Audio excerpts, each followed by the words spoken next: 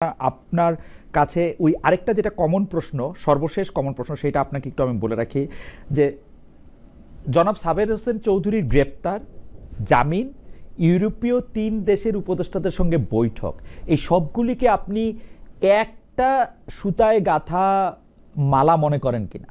আপনি মনে করেন কিনা যে মাইনাস শেখ হাসিনা কোনো একটা আওয়ামী লীগ গড়ে তোলার তৎপরতা আছে এর মধ্যে, বা এটা আপনি সমর্থনও করবেন কিনা, বা এটা নিয়ে আপনি মন্তব্য করবেন কিনা?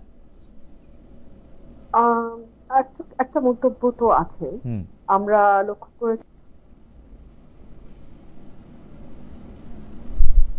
ওনার বাসায় গেছেন এবং কোনোভাবে যাতে খবরটি বাইরে না যায় সেটার একটা চেষ্টা ছিল, অর্থাৎ মিটিংটি গোপনীয় সে ব্যাপারে কোনো সন্দেহ নাই। এবং এরপরে কিন্তু আমরা অনেক হাঁক ডাক শুনেছি, কিন্তু সরকার কোনো রকম কোনো মন্তব্য করেনি বা সরকারের তরফ থেকে আমরা কোনো কথাও শুনতে পাইনি। সো অ্যাপারেন্টলি আমরা ধরে নেই যে একজন সাবেক সংসদ সদস্য এবং সাবেক মন্ত্রীর বাসায় ৩ জন কূটনীতিক গিয়েছিলেন এবং তাদের সৌজন্য সাক্ষাৎই আমি ধরে নিচ্ছি, এবং তাদের মধ্যে ডেফিনেটলি পলিটিক্যাল আলাপ আলোচনা হয়েছে। সাবের হোসেন চৌধুরীর ব্যাপারে একটি কথা না বললেই না, উনি আওয়ামী লীগের খুব সজ্জন পলিটিশিয়ানদের একজন হিসেবেই ওনাকে মানুষ জানে, পারসেপশনটা সেরকম। তো 111 এর সময় অনেকে বলেন যে তার একটা -2 ফর্মুলা যেটা ছিল সেটার সাথে তার এক ধরনের যোগাযোগ হয়তো বা ছিল, এটা আমি জানি না, আমি আওয়ামী লীগের কথা বলতে পারবো না, বাট এটা মাঠের একটা পারসেপশন, পলিটিক্যাল ফিল্ডের একটা পারসেপশন যে উনি 111 এ -2 এর সঙ্গে যুক্ত। তো এখন আবার নতুন করে শুরু হয়েছে যে শেখ পরিবারকে বাদ দিয়ে নতুন করে আওয়ামী লীগ যাদের হয়তো ক্লিন ইমেজ আছে, সেরকম কোনো ব্যাগেজ নাই, যাদের হাজার হাজার কোটি টাকা লোটপাট পাচারের ইয়ে নাই, ট্র্যাক রেকর্ড নাই, বা গুম মানুষকে মিথ্যা মামলায় দেওয়ার ট্র্যাক রেকর্ড নাই, অর্থাৎ যারা অ্যাপারেন্টলি ক্লিন ইমেজের পলিটিশিয়ান, তাদেরকে নিয়ে আওয়ামী লীগকে নতুন করে আবার যাত্রা শুরু করার। তো সেখানে জনাব সাবের হোসেন চৌধুরীর বাসায় এই মিটিংটা আপনি বিচ্ছিন্ন ভাবে ধরার কোনো উপায় নাই, এটা একই সূত্রেই আসলে গাথা হিসেবেই আমার মনে হয়। আমার মনে হয় যে বেরিসা ফারহানা মন্তব্য করেছেন, কিন্তু জনাব নুরুল হক নূর শুনতে পেয়েছেন কিনা আপনি যেখানে ছিলেন সেই জায়গা থেকে বলেন। আমি একটা নতুন প্রশ্ন করেছিলাম, শেষ কমন প্রশ্ন আপনাদের জন্য, যে প্রশ্নটা হচ্ছে যে সাবের হোসেন চৌধুরীর গ্রেপ্তার, জামিন, পরে আবার ইউরোপীয় ইউনিয়নের বৈঠক, এটিকে আপনি একটি মাইনাস শেখ হাসিনা একটি অন্য আওয়ামী লীগের একটি প্রক্রিয়া, এটা আপনি মনে করেন কিনা? আপনি যে উত্তর দিচ্ছিলেন যে প্রশ্নটা, সেটা থেকে যদি শুরু করেন। রাইট, আমি যেটা বলছিলাম এইখানে আপনার এই বিদেশিদের মধ্যস্থতায় আপনার আওয়ামী লীগকে একটা অল্টারনেটিভ আওয়ামী লীগ হিসেবে নির্বাচনে নেওয়া কিংবা জাতীয় পার্টি, এই মেকানিজমটা শুরু থেকে চলছিল। আপনার নিশ্চয়ই মনে আছে হাসনাতরাও আপনার সেনা প্রধানের সাথে মিটিং এর পরে এই ধরনের কথাবার্তা বলেছিল। সেকেন্ড হচ্ছে আপনার এই সাবের হোসেন চৌধুরী গ্রেপ্তারের পরে এত দ্রুত সময় জামিন পাওয়া, এটা কিন্তু পরিষ্কার যে সরকারের উপদেষ্টাদের সেখানেও 2 জন উপদেষ্টার নাম এসেছে, এবং আপনার পরবর্তীতে আমরা দেখেছি আমেরিকান এমবাসিতে 3 জন উপদেষ্টা গিয়ে মিটিং করে। আসলে এটা আমাদের জন্য লজ্জা যে মিনিস্টার আপনার আমেরিকান এমবাসি থেকে মিটিং করলে ঠিক ছিল। তো এখন সরকারের মধ্যে এই কারণে হয়তো যেটা বলেছেন যে আমরা যেটা মিটিং এও দেখলাম 3টা পার্টি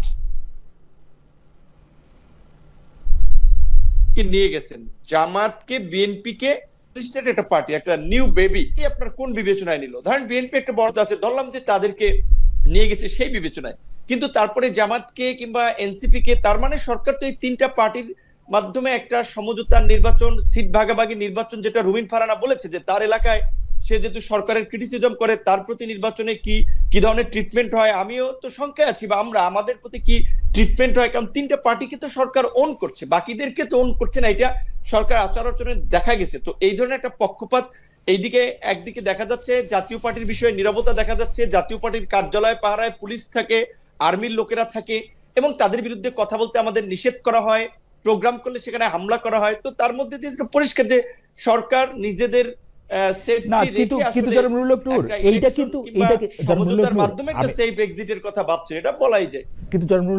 আমি কিন্তু এই প্রশ্নটা আপনাকে একটু পরে করতে চাইছিলাম, কিন্তু এখনই একটু করতে বাধ্য হতেছি, যে সেটা হলো যে আপনার উপরে কারা আঘাত করছে, কারা মারছে, ভিডিওতে এই ছবিটা কিন্তু স্পষ্ট। সেখানে আপনারা কিন্তু মামলার উদ্যোগ নিছেন জাতীয় পার্টির এগেনস্টে, জাতীয় পার্টির নেতাদের বিরুদ্ধে, এবং জাতীয় পার্টির এগেনস্টে মামলা করার ক্ষেত্রে বা জাতীয় পার্টির অফিস গিয়ে আপনারা ভাঙতে গেছেন, যেটা আমরা নুরুল হক নূরে আগে কখনো দেখি নাই, বা অভিমুখে আপনি যাত্রা করতে গেছেন। এটা একটা এক্সিকিউটিভ সিদ্ধান্ত হবে। আপনি যদি মনে করেন সেই এক্সিকিউটিভ সিদ্ধান্ত এক্সিকিউটিভ কর্তৃপক্ষের করতে হবে, আপনারা তাদের দিকে যাবেন। আপনারা জাতীয় পার্টির দিকে গেলেন কেন? মানে এবং জাতীয় পার্টিকে মানে মানে এইটা এইটা এইটা এইটা এইটা কি এই কাহিনীটা কি খুব সরল নাকি? নুরুল হক নূর, আপনি জানেন যে আপনাকে আমি অনেকদিন চিনি, আমি কিন্তু আমার এই প্রশ্নটা করতেই দিছে, আপনি কি কারণে দিয়ে সেট আপ হইলেন যে?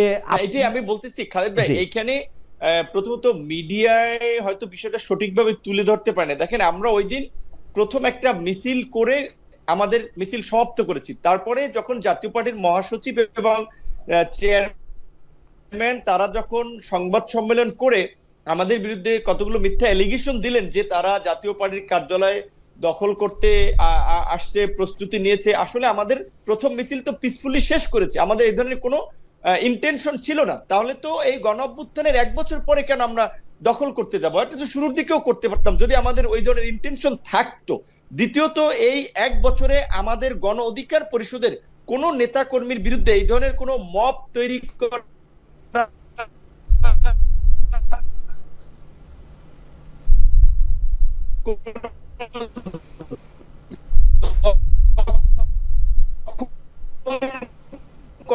মামলা হিসেবেই যখন মিথ্যা এলিগেশন সম্মেলন মশাল মিছিল শেষ করে সংবাদ সম্মেলন করার জন্য আমাদের কার্যালয়ের সামনে ডায়াসের সামনে আমরা অবস্থান নিচ্ছিলাম, সাংবাদিকরা তো সেখানে ছিল। সেইখানে আমাদের কিছু ছেলেরা আমাদের এই মিছিলের শেষ মাথা নাইটিঙ্গেল মোড় ওখানে ছিল, ওই দিক থেকে আসতে আসতে আইন শৃঙ্খলা বাহিনীর সাথে তর্কে জড়ায়। সেইখানে তাদের উপরে অ্যাকশন করতে করতে তারা আমাদের কার্যালয়ে আসে এবং আমাকে যেভাবে টার্গেট করে বাঁশ দিয়ে লাঠি দিয়ে মানে যেভাবে আক্রমণ করেছে, এটা পরিষ্কার ছিল যে তাদের একটা সেদিন একটা কিলিং মিশন ছিল এবং সেই হামলাটা চালিয়েছে পুলিশ এবং সেনাবাহিনী। সেখানে পুলিশের পক্ষ থেকে বলা হয়েছিল ডিএমপির কোনো নির্দেশনা ছিল না, আর্মির পক্ষ থেকে বলা হয়েছে।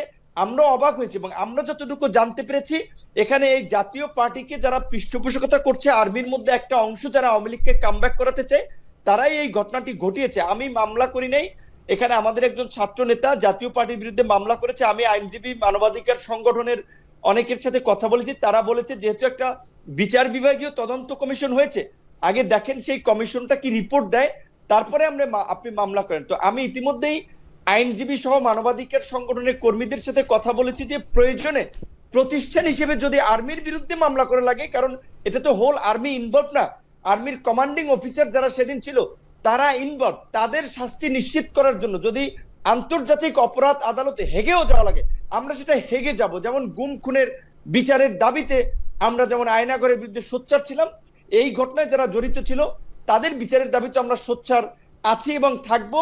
জাতীয় পার্টির সাথে ওই দিন আমাদের কোনো সংঘর্ষ হয় না, এটুকু আমি আপনাকে বলে রাখি, এবং কোনো ক্ল্যাশও হয় নাই দুই পক্ষের ওইভাবে। সেখানে একটা মিথ্যা এবং একটা অস্পষ্ট বার্তা মিডিয়ার মাধ্যমে এইখানে ওই আর্মির মধ্যে ওই অংশটা যেই যারা আগে মিডিয়া কন্ট্রোল করতো, ডিজিএফ এর যে সমস্ত সেল টেল গুম খুন করেছে, তারাই ওই দিনের এই নিউজটাকে হাইড করার চেষ্টা করছে এবং সরকারের এই বিচার বিভাগীয় তদন্ত কমিশন ঠেকানোর জন্য তারা বিভিন্ন উপদেষ্টারকে ব্যবহার করার চেষ্টা করছে। সুতরাং এইটা আরো পরিষ্কার হবে তদন্ত কমিটির রিপোর্টের পরে।